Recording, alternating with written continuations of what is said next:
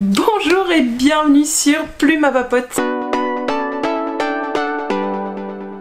Les années passent, mes cheveux poussent, mais il y a une vidéo depuis 8 ans, oui c'est la 8e fois, qui est indémodable en ce début d'année. C'est le top livresque de l'année précédente. En 2024, j'ai lu plus de 140 livres et je sais que c'est un nombre astronomique qui fait que vous allez cliquer sur la vidéo. Mais au-delà du nombre que j'ai lu, j'aimerais en tout cas vous parler des livres, des bonnes lectures que j'ai faites en 2024. Il me semble que c'est ça le plus important. Et autant vous dire que mon choix va être compliqué parce qu'en 2024, je n'ai fait que d'excellentes lectures, quasiment.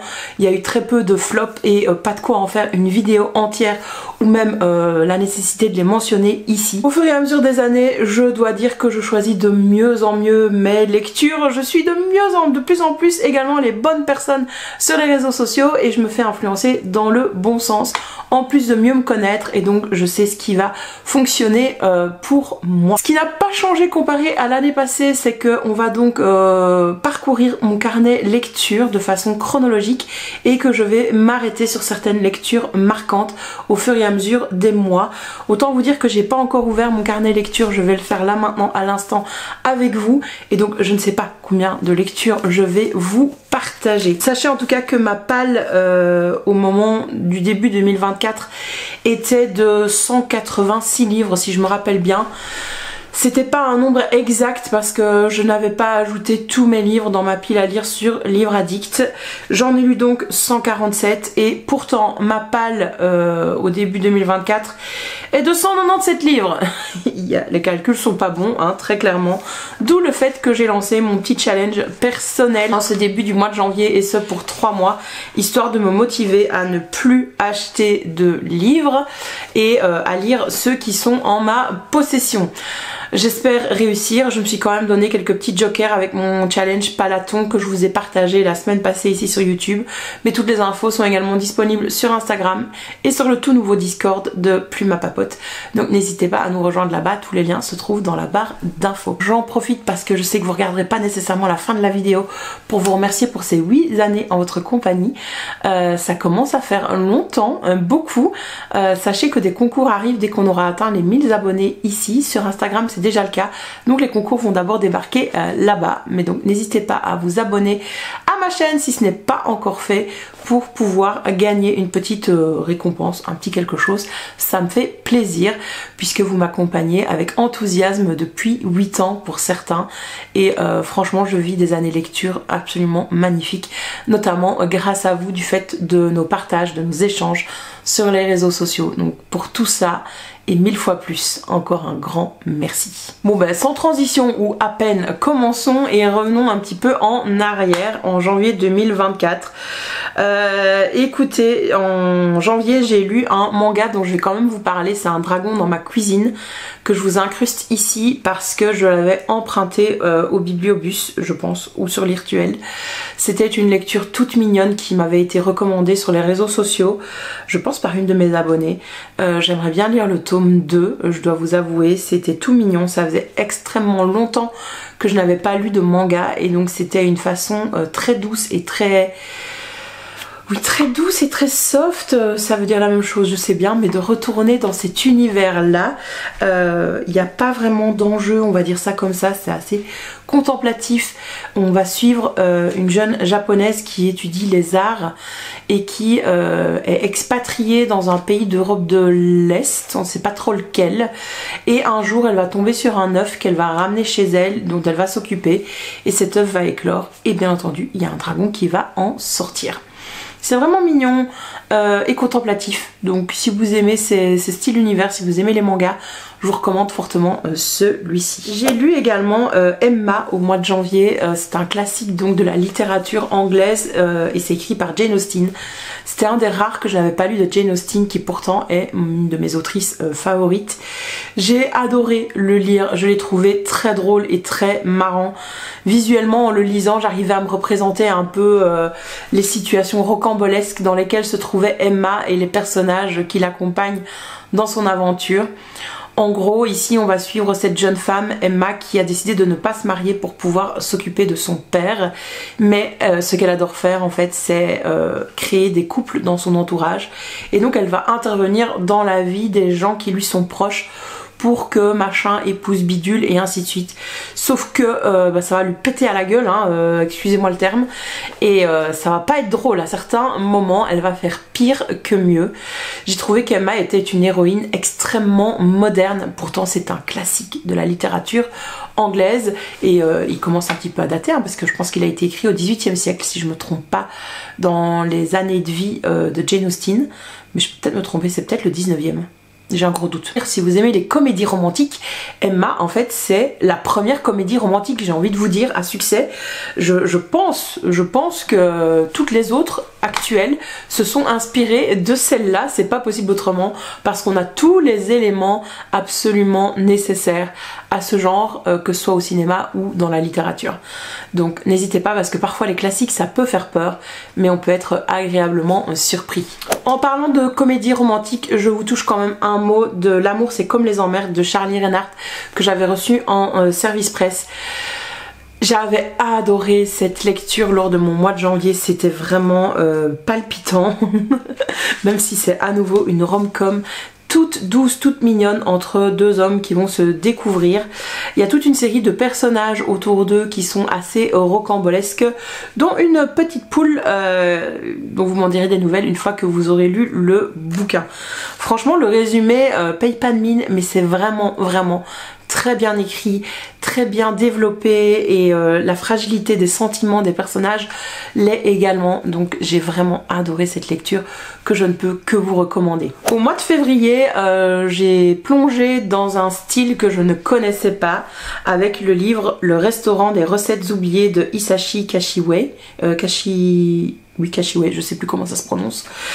C'était le tome 1 et depuis j'ai lu le tome 2. C'est vraiment, d'ailleurs je l'ai lu lors du même mois, c'est vraiment, je trouve, des livres japonais, parce qu'il y en a beaucoup qui sont sortis dans ce style là, à nouveau très contemplatifs, avec des histoires. En fait ici c'est comme des petites nouvelles où on va suivre un client qui vient dans le restaurant des recettes oubliées, et qui les clients vont demander au chef de leur préparer un repas qu'ils ont pu goûter dans leur vie, et le chef va tout faire pour le refaire à l'identique et qu'ils retrouvent le goût comme à l'époque.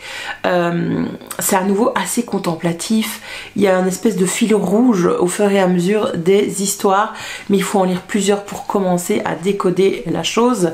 Comme c'est de la littérature japonaise, c'est de la littérature quand même que je trouve très différente de ce qu'on peut voir en francophonie, et donc ça demande un petit temps d'adaptation au début que si vous n'en avez jamais lu, mais n'empêche que je vous invite vraiment à faire ce voyage avec ces livres assez feel good quelque part, mais d'une autre façon que ce qu'on peut faire en Europe. Franchement vous le regretterez pas, ça invite à la douceur, ça invite à la lenteur et au fait de profiter des petites choses du quotidien. Moi j'ai vraiment beaucoup aimé ces lectures tout au long du mois de février. La dernière lecture dont je veux vous parler pour le mois de février, qu'on a fait en lecture commune avec mes abonnés, c'est One Last Stop de Casey McQuiston, qui est une romance contemporaine, mais avec un petit twist fantastique dedans.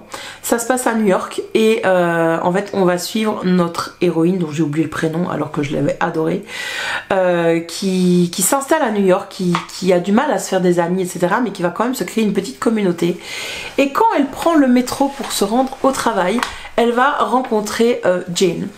Et Jane, elle la trouve absolument fantastique, elle tombe tout de suite en pamoison devant elle. Elle se dit mais c'est avec une femme comme ça que je veux sortir, elle a un énorme crush sur elle, et donc elles vont être amenées à faire connaissance puisqu'elles prennent toujours le même métro ensemble. Sauf que notre héroïne va se rendre compte qu'il y a un problème avec Jane, elle ne peut pas quitter le métro, et donc vous allez suivre un récit palpitant avec cette héroïne qui est prisonnière du métro depuis des années, et toute la question va être de savoir si notre héroïne va pouvoir l'aider ou pas du tout. Préparez les mouchoirs, vous allez pleurer. Moi j'ai trouvé vraiment ce livre absolument fantastique.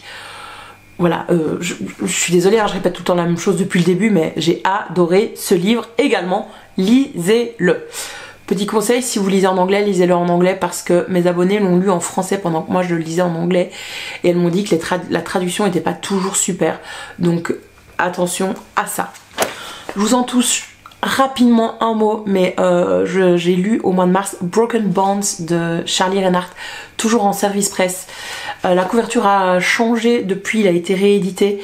Franchement, foncez sur ce livre si vous aimez les histoires entre deux hommes et dans des univers alpha oméga, parce que celui-ci il casse tous les codes du genre et donc on se retrouve dans une société qui est très différente de la nôtre, puisque les êtres sont classés non seulement en fonction de leur genre, homme, femme par exemple, non binaire, mais également en fonction de leurs hormones alpha, oméga, bêta. Et on va... Enfin, Charlie Reinhardt a réussi à insuffler un souffle sur cette dynamique qui là est totalement différente de ce qu'on peut voir dans les fanfictions, dans les autres romans que j'ai pu lire de ce style-là. Donc voilà, j'en dis pas plus parce que j'en ai déjà parlé longuement sur la chaîne et je vous ai déjà parlé de j'ai oublié le nom en plus du mois de janvier, du premier que j'ai lu au mois de janvier. C'est fou de pas avoir de mémoire. Donc l'amour c'est comme les emmerdes, mais franchement cette autrice c'est un petit bijou, donc foncez, foncez, foncez. Au mois de mars, j'ai également lu un classique de la littérature, c'est Emily de New Moon de Lucy Maud Montgomery. J'ai entamé cette saga alors que je n'avais pas fini celle de Anne de Green Gables. J'étais un petit peu en demi-teinte, en demi-mesure, je me demandais vraiment si ça allait être aussi bien que Anne. Et oui, j'ai adoré Emily. Clairement, Monsieur Toussaint Louverture a réussi à me convaincre de le lire avec sa newsletter au moment de la sortie du bouquin. Et cette nouvelle héroïne, je l'ai aimée autant qu'Anne et je n'ai qu'une seule hâte en 2025, c'est de finir ou de continuer cette saga. Vraiment, la plume de Lucy Maud Montgomery, c'est à la fois poétique, c'est à la fois doux, mais c'est en même temps plein de vivacité, de taquinerie, bref, c'est vraiment une plume à découvrir. Oui, c'est un livre plutôt à destination de la jeunesse, mais franchement, en tant qu'adulte, quand on le lit, on ne peut que sourire, parfois éclater de rire et être triste en même temps qu'Emily par rapport à sa situation. Honnêtement, ce tome 1 n'est pas super méga joyeux, au contraire de Anne de Green Gables. Donc attention, il y a quelques thèmes qui peuvent être compliqués, notamment le deuil, la maltraitance des enfants également. Donc voilà, faites attention à ça et choisissez de le sortir de votre palle quand c'est le bon moment pour vous. Au mois d'avril, il faut absolument que je vous parle de cette saga, non pas de cette saga, de ce livre audio que j'ai découvert. C'était à nouveau un service presse, mais via NetGalley. C'est le manuel de survie du sorcier frugal dans l'Angleterre médiévale. Je pense que j'en ai pas parlé sur mes réseaux sociaux plus que ça, et pourtant, quelle découverte de la plume de Brandon Sanderson.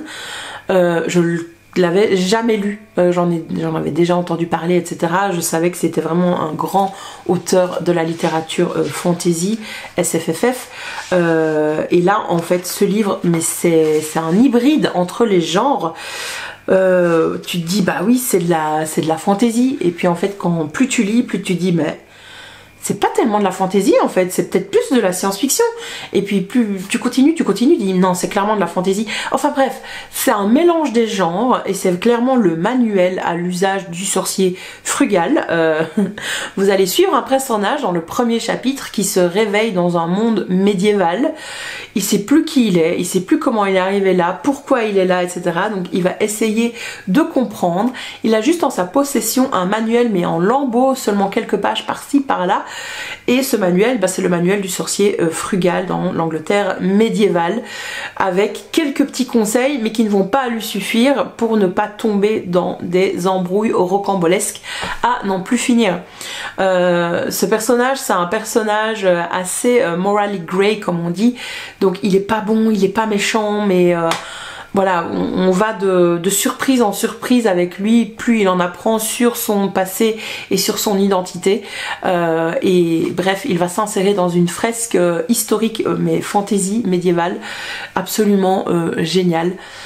J'ai vraiment beaucoup aimé. C'est une lecture, pour vous dire, en audio, je faisais exprès d'aller promener mon chien plus longtemps pour pouvoir écouter, parce que le chemin jusqu'à l'école et le retour ne suffisait pas, il me fallait la suite, donc je l'ai lu assez vite. Franchement, foncez, découvrez-le. En audio c'était vraiment très bien lu. Je suppose que si vous le lisez en papier, la mise en page fera que vous comprendrez peut-être un petit peu plus vite et un petit peu mieux vers quoi vous vous aventurez. Mais en audio, l'acting était absolument parfait pour cette aventure. Le mois de juin, ça a été l'occasion de lancer un challenge, le Heartstopper Book Challenge, qui ma foi vous a beaucoup plu, même si on n'était qu'un petit nombre de participants.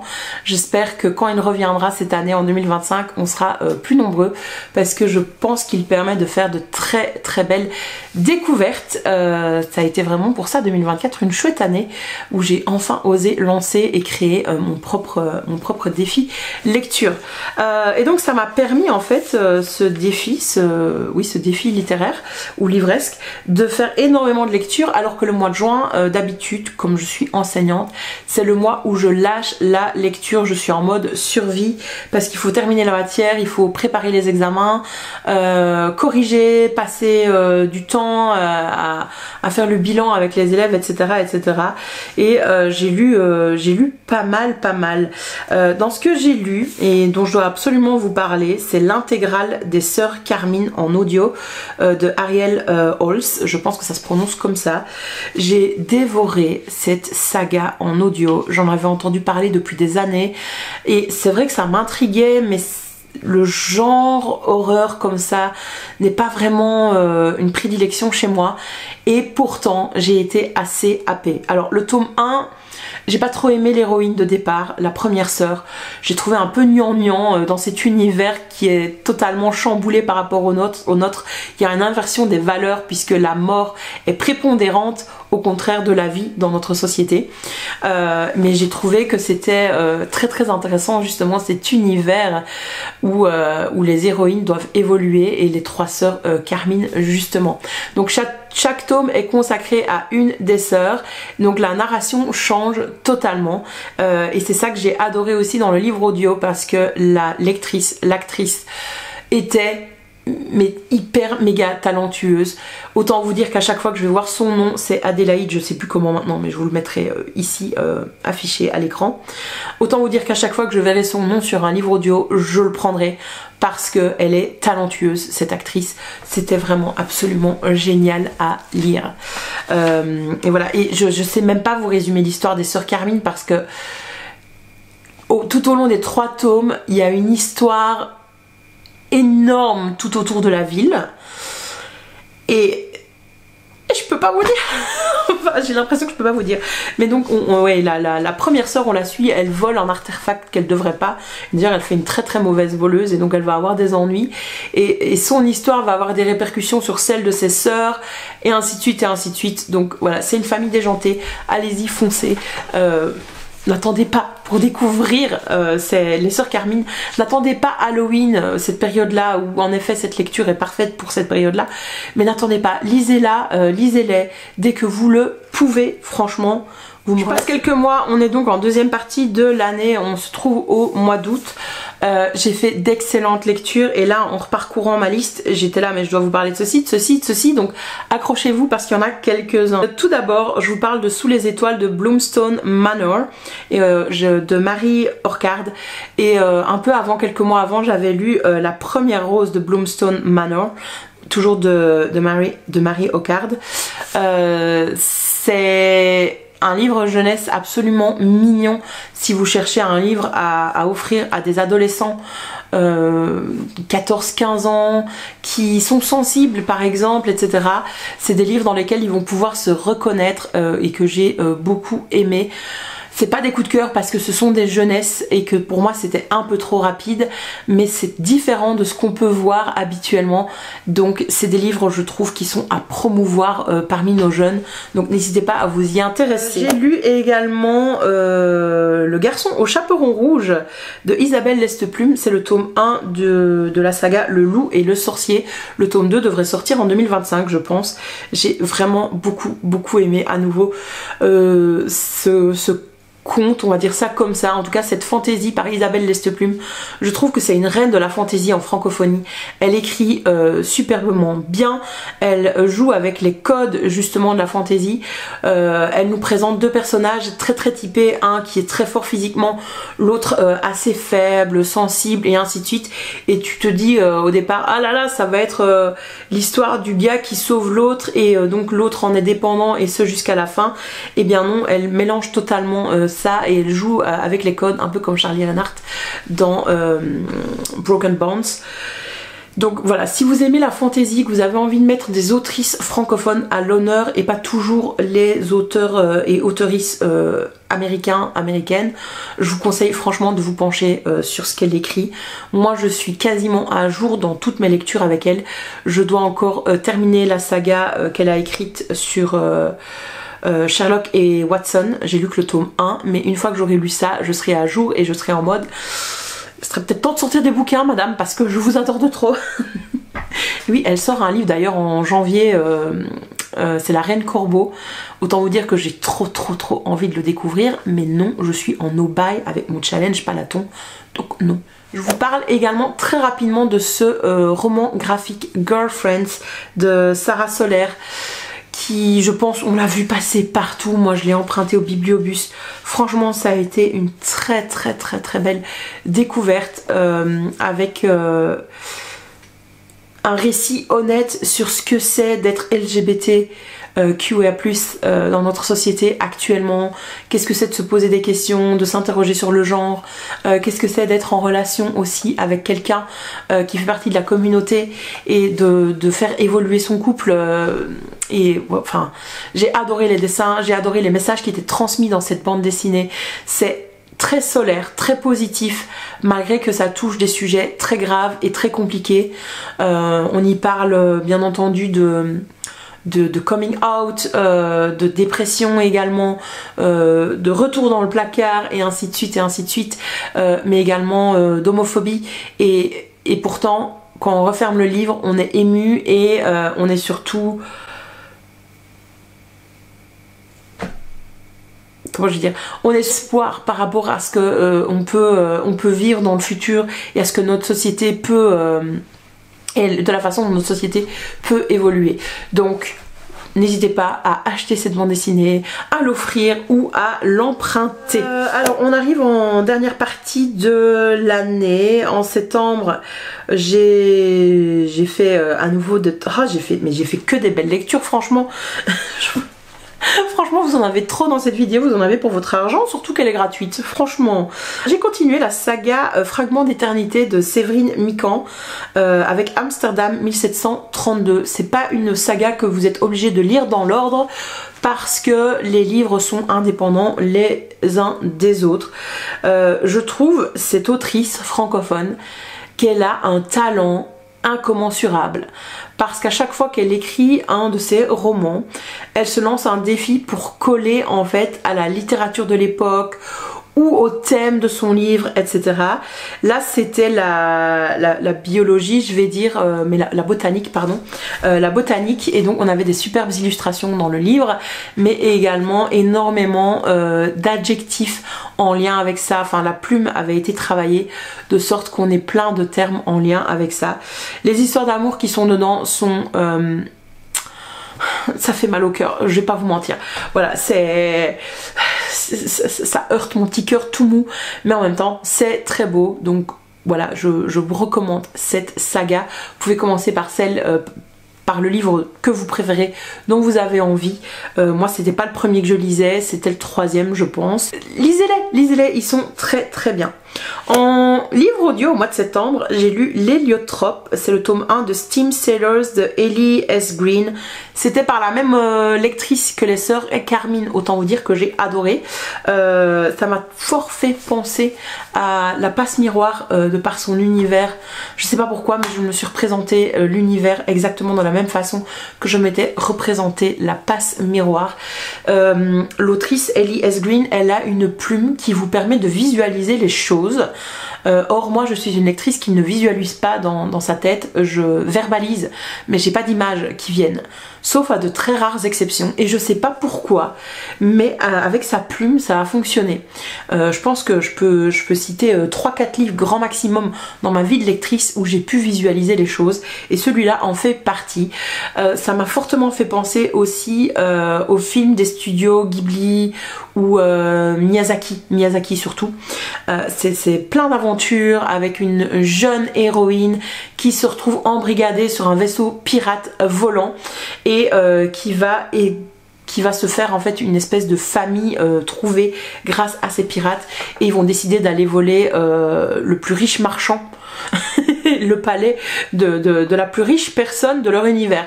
Autant vous dire que c'est rocambolesque, que ça s'annonce plein de rebondissements, et que c'est aussi un livre à mettre entre toutes les mains de vos ados. Franchement, n'hésitez pas à leur offrir, ils ne pourront qu'adorer. En 2024, j'ai découvert La plume de Ellie Hazelwood avec Love on the Brain aussi en audio. Autant vous dire que j'en ai lu 2 d'elle en 2024. En 2025, je vais lire tout d'elle une fois que j'aurai dégommé ma palle et fait un petit peu diminuer ça, et que je pourrai racheter des livres. C'est une autrice de romance contemporaine, Ellie Hazelwood, qui vient de la fanfiction, et ça se sent. Elle a de l'expérience et elle sait comment écrire de belles choses. Moi surtout ce que j'aime, c'est que c'est une romance féministe, voilà, et qui se passe dans le monde souvent de la science, ce qu'on appelle les STEM, et l'héroïne doit faire, enfin elle parle au nom de son héroïne, hein, mais elle nous montre un peu le combat que c'est de travailler dans un monde entièrement masculin et de se faire dévaloriser juste parce qu'on a une paire de nichons. Et ça, c'est des petites choses qui sont parsemées au fur et à mesure du récit, mais que j'aime beaucoup. Alors autant vous dire que dans Love on the Brain, la fin est rocambolesque, c'est une rom-com quoi, hein, vraiment tu te dis ouais non ça pourrait pas arriver, mais n'empêche que tu te fais happer par le truc, tu commences à lire le bouquin, tu sais exactement ce que tu vas lire, et tu sais que tu vas continuer à lire parce que tu sais ça justement, et que tu vas avoir exactement ce dont tu avais envie. Donc elle te sert sur un plateau d'argent tout ce qu'en tant que lecteur tu as envie de lire dans la romance. Donc voilà, foncez. Je vais pas vous résumer plus que ça l'histoire parce que ça date un petit peu en mois de septembre. J'ai même carrément oublié le nom des protagonistes, mais je me souviens que j'ai adoré et que je continuerai à la lire en 2025 et en 2026 et ainsi de suite et ainsi de suite. J'ai aussi lu un très chouette livre qui est Les voleurs d'innocence de Sarah Walker. Alors quand je dis très chouette livre, attention, c'est pas vrai, il est pas chouette. J'ai envie de dire que c'est un coup de cœur, mais vu les thématiques abordées, ça ne peut pas être un coup de cœur. C'est un roman féministe gothique dans lequel on va suivre des sœurs héritière d'une riche fortune, d'une famille vraiment riche parce que le père vend des armes à feu. Et les sœurs en fait sont un petit peu protégées par leur mère, même si leur mère elle est forte dans son monde et ainsi de suite, et que tu sens bien qu'il y a un truc mentalement qui va pas très bien chez cette maman. Donc les sœurs doivent se construire dans ce milieu familial un peu compliqué. Jusqu'au jour où, enfin elles sont très très unies, elles passent tout leur temps ensemble, jusqu'au jour où la sœur aînée va rencontrer un homme sur la plage, et cet homme va tomber amoureux d'elle, l'épouser, et en fait ça va signer le début de la fin du clan et des sœurs, puisque le lendemain de son mariage, elle va décéder dans des circonstances vraiment obscures. On ne saura jamais vraiment en fait ce qui s'est passé, mais autant vous dire que c'est pas beau à voir. Et les sœurs après vont se dire ben ça va être notre tour après, chacune va subir le même sort. Alors il y en a qui veulent contrer le destin, d'autres qui veulent l'embrasser, enfin c'est très très compliqué, mais autant vous dire que toutes leurs relations vont être mises à mal et que plus rien ne sera jamais comme avant. c'est un livre qu'il faut lire malgré les thématiques très très compliquées, malgré le fait qu'on ait l'impression qu'il n'y ait pas vraiment d'histoire. Il y a quand même un mystère, il y a une chape de plomb qui pèse sur ce bouquin. Donc c'est pas un moment lecture où, au contraire de par exemple Love on the Brain, vous allez en sortir tout guilleret, pas du tout. Vous allez refermer le bouquin et avoir un temps d'arrêt et être là en mode qu'est-ce que je viens de lire quoi en fait. Mais c'est absolument essentiel dans la littérature et je peux que vous le recommander. Si je veux faire un parallèle, c'est un livre qui est très très similaire à Betty de Tiffany McDaniel ou L'été où tout a fondu de la même autrice. C'est vraiment le même style de lecture et moi ça m'a fortement impacté pendant mon mois de septembre. Alors pour la fin de l'année j'ai participé à des challenges, donc notamment le challenge cocooning automnal et puis le pro versus anti Noël, ce qui m'a permis de continuer à avoir un très très bon rythme de lecture. J'aimerais bien vous recommander, c'est Résister à la culpabilisation de Mona Chollet, que j'ai lu en livre audio, c'était à nouveau un service presse. Mona Chollet c'est cette autrice, cette essayiste féministe assez connue pour son essai sur les sorcières. Franchement celui-ci je savais pas à quoi m'attendre, j'avais juste lu que c'était un livre sur la petite voix intérieure. Qui nous culpabilise au jour le jour et quotidiennement à chaque minute de notre vie. Petite voix intérieure qui je pense est très très présente chez les femmes majoritairement. Et donc je m'étais dit tiens c'est bizarre pour une autrice réputée féministe d'écrire un livre de développement personnel. Et en effet elle le présente comme un livre de développement personnel au départ. Et de pourquoi elle fait ça, elle explique les raisons qui sont, elle dit c'est quand même assez contraire à notre société de se centrer ainsi sur soi alors que notre société va tellement mal. Mais elle va nous expliquer les raisons de pourquoi elle écrit ce livre. Et moi en fait j'ai été épatée parce que oui ça peut être classé dans le développement personnel mais pas que. Je me suis retrouvée face à un essai historique et une analyse sociologique de nos sociétés et d'où venait en fait cette petite voix culpabilisante qu'on peut tous à un moment donné avoir dans notre tête. Personnellement j'y résiste assez bien maintenant ces dernières années, mais on va pas se mentir, j'ai grandi avec cette petite voix pas sympa qui, avouez-le, très souvent elle n'est pas sympa, hein. C'est vraiment votre pire ennemi, vous ne diriez jamais ça à votre pire ennemi mais pourtant vous le dites à vous-même. Et donc j'ai vraiment apprécié l'analyse de Mona Chollet et ses recherches, les recherches qu'elle a pu faire et qu'elle nous partage ici, ses conclusions, les conclusions qu'elle tire par rapport à ça. Donc je vous recommande chaudement cette autrice et j'ai envie de dire c'est un livre que j'avais envie d'offrir à toutes mes amies qui sont en plus mamans autour de moi, parce que je sais que c'est une période qui est très très compliquée pour les femmes, ce moment de leur vie où elles doivent être elles doivent être attentives à tout, elles ne peuvent plus s'occuper d'elles-mêmes, elles ont un autre être dont elles doivent s'occuper et tout repose sur elles, hein, dans notre société, on va pas se mentir, alors que rien n'est fait pour les soutenir, hein. Merci la sécurité sociale défaillante. Donc voilà, je l'ai pas offert à mes amies parce que je sais qu'elles ont d'autres choses à penser finalement, etc. et que j'avais pas justement envie de les culpabiliser. Mais voilà, si vous avez des amies autour de vous, vous savez qu'elles se culpabilisent et que c'est compliqué à ce moment-là de leur vie, je vous recommande de leur proposer de lire ce livre au moins et qu'elles prennent peut-être un petit peu de recul. Alors, pour le mois de novembre je vais sélectionner qu'un livre mais j'aurais pu vous en parler de bien d'autres. Je vais vous parler de Quand Alou était là de Dustin Tao. J'ai acheté ce livre en fait peu avant le salon du livre de Wallonie à Mons qui avait lieu le 3e week-end de novembre si je me trompe pas, et quand j'ai vu qu'en fait un auteur américain vietnamien était invité dans un salon en Wallonie, je me suis dit mais attends c'est dingue, je dois profiter de cette occasion. Donc j'ai foncé chez ma libraire, acheté le bouquin et je dois dire que j'ai pas été déçue. Ce livre est déchirant. Je pense que j'aime bien les livres tristes, hein, franchement, vous vous rendez compte là, j'ai l'impression de dire que des trucs comme ça. C'est un contemporain young adult, donc normalement c'est le genre de lecture qui ne doit pas fonctionner sur moi, c'est le genre de truc que je n'aime pas. Alors certes la plume est très simple, incisive peut-être, mais relativement simple quand même, sauf que on est perdu entre le réel et l'imaginaire de notre héros. Et donc notre héros, il va partir en voyage au Japon et il va rencontrer Haru au détour vraiment, c'est inopiné cette rencontre. C'est un moment suspendu de légèreté. C'est une après-midi dans cette méga ville mégalopole qui est Tokyo. Et il va devoir quitter Haru un peu précipitamment parce qu'il a promis à son meilleur ami de le retrouver. Et donc leur après-midi va prendre fin comme ça sans qu'ils aient pu s'échanger leur numéro de téléphone et rester en contact. On va retrouver notre héros quelques semaines plus tard, quelques mois plus tard, et en fait on apprend très très vite dans le bouquin, et on le sait même en lisant le résumé, que son meilleur ami est décédé. Et il s'en veut beaucoup de ça, de ce décès, il s'en veut beaucoup qu'il n'ait pas pu finalement avoir une meilleure relation avec lui, etc.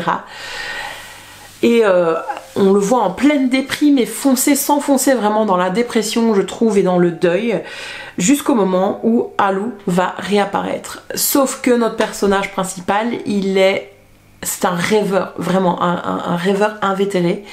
Et donc à chaque fois qu'il rencontre Haru, on ne sait pas si ça se passe réellement ou si c'est une séquence qui est inventée. Et on en arrive même en fait au fur et à mesure du livre à se dire peut-être qu'en fait tout ce qu'il nous raconte est inventé, est imaginé. Peut-être qu'en fait rien n'est vrai dans ce livre. Qu'est-ce qui est vrai, qu'est-ce qui est faux? Et donc on se pose 10 000 questions au fur et à mesure de sa lecture. Il y a d'autres personnages qui s'en mêlent, dont sa sœur, et moi j'ai essayé d'élaborer plein de théories sur qu'est-ce qui se passait pour ce personnage en fait.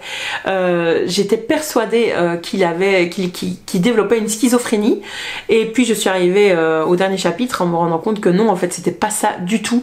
Donc même moi qui suis une lectrice chevronnée, je n'avais pas trouvé, et je dois dire que l'auteur était très content de ça, de son coup, quand je l'ai rencontré à Mons. Ça a été une belle rencontre. Il était très réservé comme auteur, et moi j'étais un peu en panique parce que j'étais arrivée en retard à cause de mon train qui avait beaucoup de retard, hein, et donc j'avais peur de rater la dédicace, et j'aurais pas dû me tracasser plus que ça puisque j'étais une des premières à ce moment-là. Donc j'ai eu ma dédicace et j'ai eu l'occasion de parler longuement avec lui et de prendre des photos d'ailleurs, et voilà, c'était vraiment une belle rencontre, un beau moment lecture et un beau moment littérature, on va dire, dans mon année, ce salon du livre, et cette rencontre avec Dustin Tao. Du coup j'ai lu son premier roman, Vous êtes sur le portable de Sam. Je vous conseille plutôt quand Haru était là, Vous êtes sur le portable de Sam. J'ai trouvé que la plume était vraiment encore beaucoup plus simple, et que le personnage principal était Julie était un peu gnangnan comme ça. Elle me sortait un peu par tous les trous. Donc voilà, j'ai préféré quand Haru était là, mais on va pas s'étonner puisque c'est un deuxième roman. Et quand j'ai rencontré l'auteur au mois de novembre, il m'a dit que le troisième était fini, qu'il était en correction et qu'il allait être publié prochainement, mais je sais pas encore quand. Et voilà. Et comme il était assez réservé et un petit peu timide comme ça, j'avais pas envie de lui tirer les verres du nez non plus, même si je voulais vraiment savoir de quoi ça allait parler et ainsi de suite. Mais voilà, franchement une très très très très bonne lecture pour moi en 2024, et ça va être un auteur que je vais continuer à suivre parce qu'il est jeune et que voilà, c'est seulement son deuxième roman, et donc tu te dis s'il a déjà tellement de talent maintenant, qu'est-ce que ça va donner dans 10 ans, dans 5 ans? Waouh, ça va être... J'ai terminé cette vidéo top 2024 avec le livre que tout le monde a vu passer partout, mais parce qu'il est essentiel, il est primordial. C'est Résister de Salomé Saké. C'est un tout petit livre, il coûte que 5 €. J'en attendais pas grand chose, je dois bien vous dire, et je l'ai adoré. J'ai pris une décision avec moi-même, c'est qu'à chaque fois que j'irai en librairie, je l'achèterai pour aller le mettre dans une boîte à livres, différente à chaque fois, bien sûr, parce qu'il faut que tout le monde le lise. J'avais peur qu'il soit un petit peu plombant, que l'autrice nous fasse juste un état des lieux sur la montée de l'extrême droite en France et en Europe, et me dise voilà, c'est grave, c'est grave, c'est grave, c'est grave. Et c'est vrai qu'il y a cette première partie où elle touche à des choses finalement qui sont pas avec un effet waouh, c'est hyper méga grave, mais c'est glaçant en fait de se dire que l'extrême droite a pris pris le pouvoir sur autant de choses et qu'il y a des gens, des journalistes qui vivent dans la peur et dans les menaces et personne n'en parle et personne ne s'en préoccupe, alors qu'en fait l'extrême droite a plus de pouvoir que d'autres organisations terroristes quoi. Peut-être plus connues, on n'arrête pas de parler, de nous rabâcher les oreilles dans les médias, mais le vrai danger, je suis désolée, c'est bien eux. Donc il y a cette première partie et puis la deuxième partie elle va nous expliquer sur que faire, comment résister, et là j'avais un peu peur de me dire que ça allait être que des choses politiques, d'engagement très compliquées dans son quotidien. Alors il y a de ça bien sûr, mais pas que, il y a beaucoup d'espoir finalement dans ce livre et dans les choses que nous en tant que personne, individu, on peut faire sans que ce soit encore une lutte en plus à rajouter dans son quotidien, parce que merci la charge mentale quoi, hein, mais bon voilà. Et donc voilà, j'ai trouvé que son message était clair, il était informé et informatif, et que en plus de ça, ben, il nous donnait aussi de l'espoir. N'hésitez pas à vous procurer ce livre, ce tout petit livre, à le lire et à le faire circuler autour de vous. Comme je vous ai dit, il est essentiel et primordial. Bon, l'année passée, je vous avais tourné cette vidéo avec le chien sur les genoux. Cette année, c'est avec le chat qui veut des câlins. Je pense que je vous ai fait un bon récapitulatif de mes meilleures lectures. C'était long, désolé, j'ai pas compté combien il y en avait, n'hésitez pas à me le dire en commentaire de la vidéo. Mais c'est le problème, plus tu lis, plus tu as de livres à recommander, bien entendu. Pour 2025 en tout cas, je me permets de vous souhaiter d'excellentes lectures, de vous perdre au fil des pages et de découvrir des univers absolument génialissimes grâce aux auteurs et aux autrices. Sachez que si vous voulez voir un petit peu quels sont mes objectifs lecture, vous pouvez me suivre sur Twitch toutes les semaines, les mardis et les jeudis pour des Read With Me. Comme ça, vous avez un peu la primeur des informations sur les livres que je suis en train de lire et vous pouvez même m'obliger à lire certains livres de ma palle. Et surtout, sachez que cette année, en 2025, je passerai en stream pour mon carnet de lecture que vous ne voyez jamais en fait ici sur YouTube parce qu'il est relativement simple.